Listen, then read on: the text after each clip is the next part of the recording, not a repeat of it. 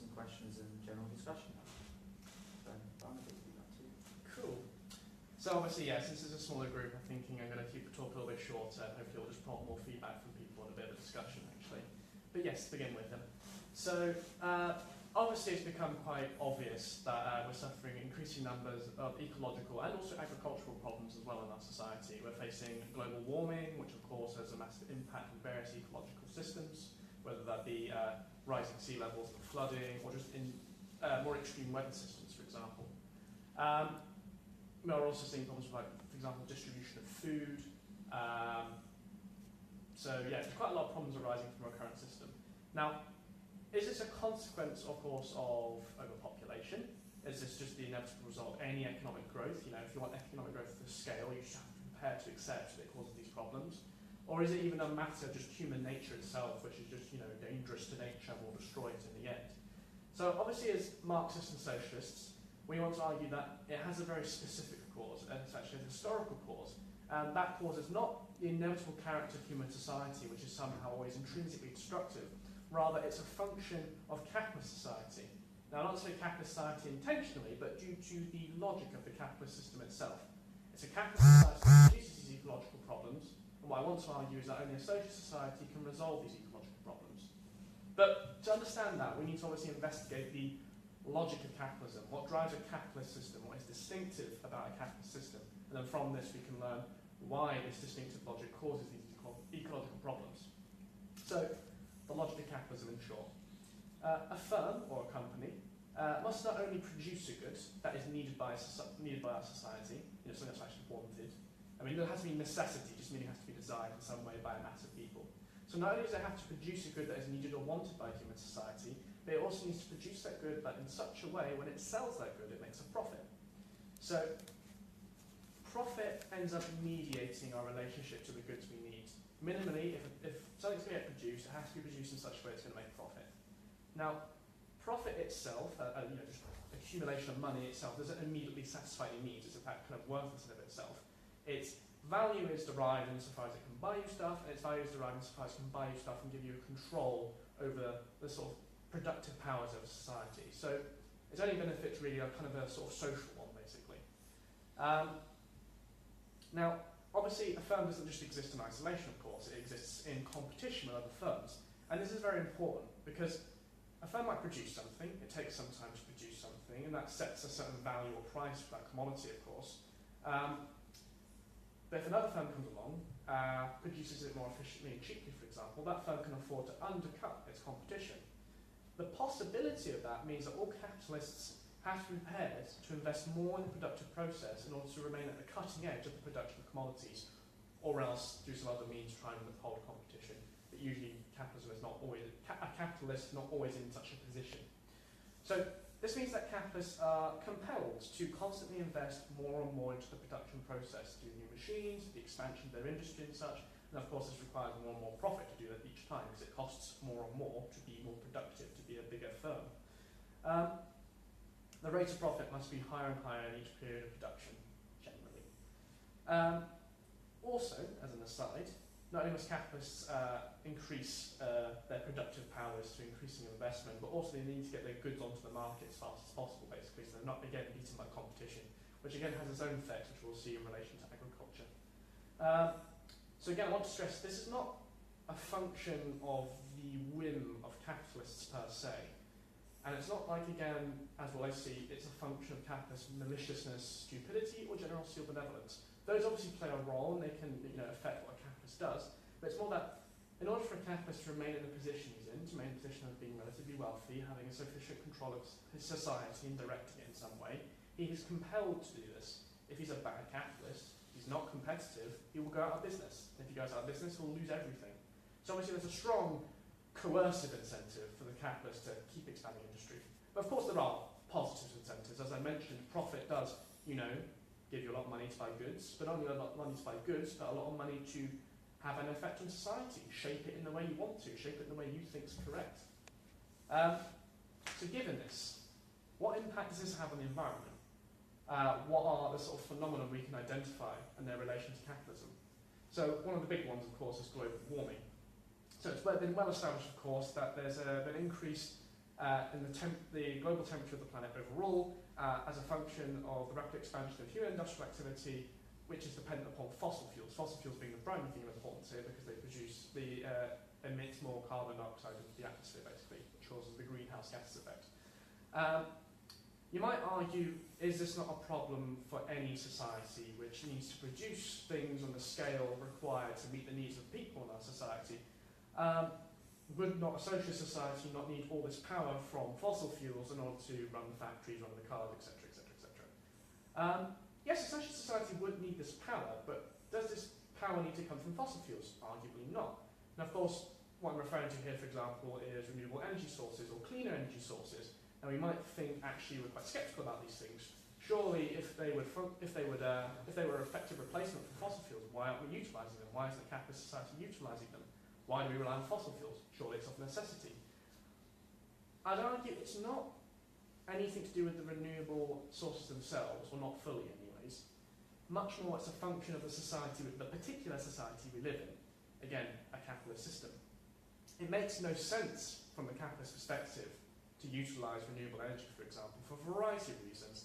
So I'm just going to quote a guy called Daniel Tenoro, who wrote a article on this, actually. He cites sort of three different reasons. He says, one major reason, not the only one, is that fossil fuel reserves can be owned, and that those who own them have a monopoly on the resource. So what he's referring to here is the fact that, pockets of fossil fuels, are sort of like geographically located, and they can be quite easily controlled and owned, which means that a capitalist can drive up the price if he wants to, or at least control his levels of profit from those reserves of fossil fuels. Another reason why, and so in contrast, something like wind or solar panel, solar energy, not only are they in locations which presently American capitalists, for example, in particular, or European capitalists don't actually control, like, for example, if you wanted to utilise solar energy in the Sahara Desert, that's not necessarily the control for sort of leading capitalist forces in our world, and for political reasons it's quite difficult. But also, secondly, it's quite widely accessible relative to fossil fuels as well, so lots of smaller firms or organisations can take control of them. So again, that can cut into the profit margins of large firms. And this also kind of relates to the second reason. Another reason why capitalism depends on fossil fuels is that they enable very centralised and standardised energy systems, a high degree of social control, and a uniform market that favours corporate investment. So again, this is kind of relating to this idea that it allows capitalists to sort of reliably control the rate of profit and keep the rate of profit at the level they want it to.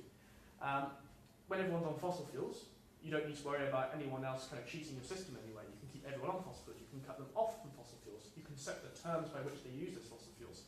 Again, if people are using these various heterogeneous energy resources, your social control is sufficiently diminished. And then finally is one of investing in technological innovation. Now, to some extent, capitalism is very innovative in some extent.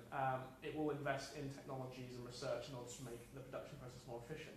But that's not something that holds universally, and there are some technologies where it's less profitable to invest in them, and it's better to wait for someone else to make the effort, for example, like more philanthropically engaged scientist types, for example, to engage in. They'll take the hit of the expensive cost of like investing in this research, and then they'll reap the rewards, and then perhaps patent it as well, just to screw everyone over. So, as he says, so for now, capitalists are waiting for a time when renewables are more profitable than fossil fuels, when the research for them has, been completed and they're sufficiently cheaper. So, to reiterate, it's not necessarily out of malice or stupidity that we depend upon fossil fuels, but because of the logic of profit accumulation, it makes the most sense for capitalists to pursue the kinds of policies they're pursuing, even if that makes no sense from the perspective of meeting human need. So again, we can stress here that as profit mediates meeting human need, profit has a tendency to kind of run away with itself. The need to meet profit overcomes meeting human needs in general. So of course, the consequences of this are devastating. Rising water levels and global flooding, and dramatic changes in the weather system, which produces more extreme weather. And this, of course, will inevitably harm those nations that are unfortunately positioned geographically, and usually also the world's poorest as well, people who can't really afford the various flood defences, environmental protection measures, or the insurance policies, blah, blah, blah. We might think, though, surely changes in weather systems, the increased flooding, for example, wouldn't that not ultimately threaten the capitalists as people living on this planet? Surely this existential threat will compel capitalists to take action. Yes, but only when it cuts into the profit margins, or only when it immediately threatens them. And until that point, they're probably quite happy to continue with the way things are going. Or certainly, one or two of them might be wanting to make a change, might be more benevolent. They might go, oh, this is horrible, these people are dying and such. But they also might think, but I can't afford to make the change myself, I need everyone else to do it. And all it takes is one capitalist to exploit the fact that everyone else is being less than economical about it, for them to go, actually I shouldn't do that, because if someone else decides, I don't want to do this, and they undercut us all, well that's going to put me out of business. So again, sort of a malice or stupidity, or lack of benevolence, there might indeed be many benevolent capitalists, but in order to maintain their position in society, in order to maintain the kind of society they're in, they're compelled, along this logic, to perform these actions, which again don't seem to make any sense from a human perspective. It's not only purely ecological problems which affect us under capitalism. I also mentioned that there's agricultural problems which affect us. So what do I mean by this? To put a very simple account of agriculture, the growth of crops is dependent upon certain resources, certain inorganic and organic materials being present in the soil, basically. When you grow these crops, the crops utilise these resources. It depletes these resources from the soil. Now, there are various natural and artificial ways we can replenish the soil. Of course, we can not use the same field and allow the natural processes to imbue the soil with the minerals and various things required for crop growth. Else, we can synthesise those chemicals and actually put them into the ground itself, for example. And obviously, capitalism's pace of development means it can't always necessarily stick with the natural rhythm of things. I don't think that's necessarily an indictment of capitalism, of course, because I think any human society of this scale probably would need to alter those processes to make it fit its needs. But can capitalism engage in those artificial practices required to replenish the land, to engage in sustainable agriculture, to not exhaust the land and leave it barren? Again, I would argue not. So, quoting from... I can't find the quote. Anyways, quoting from an article I read on Marx Agriculture, it states that this time Marx clearly concentrates on those passages by Johnston that describe the diminution of productivity of soils due to robbery culture, which is how this guy Johnston characterises capitalism. It kind of robs the resources from the land and leaves it barren, which Marx refers to as a system of exhaustion in North America. The common system, in fact, of North America of selling everything for which a market can be got, hay, corn and potatoes, etc., and taking no trouble to put anything into the soil return, Johnston continues. In return, Johnston continues, there was however no motivation for those American farmers who merely seek for profits to conduct more reasonable agriculture with a good management of their soils because of careless and improvident farming habits thus introduced. It was cheaper and more profitable to clear and crop new land than to renovate the old. Consequently, farmers also have no interest in preserving or improving the fertility of their lands for their children. The owner has already fixed a price in his mind for which he hopes to sell, believing that with the same money he could do better for himself and his family by going still further west. This is referring to North American agriculture. To just follow on, as long as agriculture under the monopoly of private property is carried out on the basis of profit calculation, the robbery culture prevails over society, simply because the squandering exploitation of lands is far more profitable in the short term. And finally, insofar as the infinite desire for capital accumulation hinders humans from constructing any rational and sustainable interrelation to their environment, capitalism cannot overcome the metabolic rift, and this is an interesting concept, arising from the natural limits inherent to the logic of the natural world. On the contrary, it ultimately poses an insurmountable obstacle to the regime of capital accumulation. So there's this idea of metabolic rift here. So Marx begins to identify the sense in which societies historically have tended to develop a metabolism, a process by which they regulate the meeting of their needs with the sustainability of their extracting resources from nature, particularly in agriculture. And what we find in capitalism, and since profit is the thing that has to be accounted for in the system, and profit itself is just this abstracted measure of society's social product that doesn't have any significant content, it results in this absurd quest to pursue quantities of this meaningless social substance that actually ultimately has no use for general human need. That is money. The logic of profit accumulation again overtakes us and drives us to make decisions that are profitable but do not meet need. Short-sightedness itself is built into the logic of the system. Worse still, moving away from the ecological and agricultural and just more to how they connect with other issues, agriculture begins to intertwine with issues of imperialism. So I don't know if you went to the last event, of course, but you hopefully learned that as capitalism develops, it begins to influence foreign policy in such a way that it drives nations to carve up the world, engage in acts of colonialism and warfare, killing lots of people in these wars and in these acts of colonialism. So, again, the problems of agriculture intertwine with imperialism. Again, quoting from the same article, attempts to recover the fertility of land in England and North America with guano, which contains various chemical properties that replenish the fertility of the land, could at most postpone the unavoidable exhaustion to a very near future. What is more, importing guano from South America is based on a system of oppression and destruction. Not only does it create economic and political inequalities through the brutal subjugation and exploitation of colonial inhabitants, but it also causes the exhaustion of natural resources and the devastation of ecosystems, which Brett Clark and Foster properly characterise as the global metabolic rift due to ecological imperialism. Under the heated competition of so-called guano imperialism, England and North America strove to import enormous amounts of guano in order to prevent the loss of the fertility of their own soils. But this even worsens the situation from an ecological point of view, because of the disruption of the metabolic cycle now emerging at a global level. Suffice to say, the attempts to remedy the problem of the exhaustion of the soil, which was produced by the very logic of capitalism itself, caused that logic to develop in such a way that it exported its ecological problems abroad to other countries, also amongst the problems of exploiting the resources of those countries, exploiting the inhabitants of those countries, and probably getting into wars amongst themselves, these imperial powers, which also resulted in deaths probably in the warfare and the battling as well. So, does capitalism not pose any solutions whatsoever? Does it not try and think of any solutions? Yes, there have been attempts to come up with solutions. Some of them tend to focus on people's consumption. You get like campaigns around, make sure you turn your lights off and stuff like that. Like I saw this video with Boris Johnson and this journalist arguing about electric cars and how he was saying, like, obviously rich people buy electric cars, how that will resolve things. It's kind of like focusing on the consumption end of things is kind of missing the point. The problem doesn't reside in people's consumption, it resides in the system of production to begin with, which is not necessarily in people's control, it's in the control of the capitalists. You might also argue it's a problem of overpopulation. Even David Attenborough has at times suggested it's a problem of overpopulation. I think Marxists have never really bought into this kind of argument. To some extent, we must manage population in the sense of we need to take into account the space we have, the resources we have, and population and as it's growing. But at the same time, something only becomes overpopulation once you can't effectively utilise the surplus population, once they start to become a drain on the system. But that's only because the system itself is not geared towards meeting their needs, but is again geared towards making profit for the capitalists. And I think the most comical instance of this, of some solutions just by capitalists, is the Green Party is alleged to have suggested a zero GDP growth economy, basically. It's just like basically stalling growth, or engaging in measures to stall growth, basically. And to them, I think this appears a case of like, you can't have the system we have, and you can't have your cake and eat it. The glories of capitalism and also growth as well. You can't have your cake and eat it.